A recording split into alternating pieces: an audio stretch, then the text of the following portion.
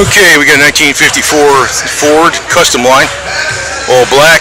We've got the full wraparound steel bumpers up there, the bumper guards.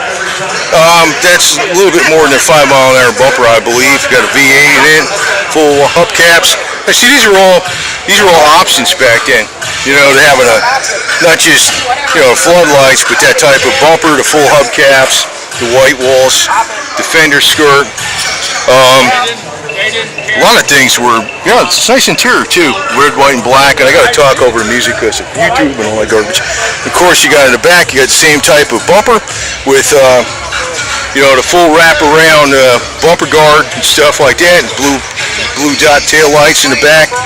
It's a Ford automatic transmission, which is pretty rare back in 1954. Not too many cars had that. Got your rain gutters. So everybody's braving the elements out here.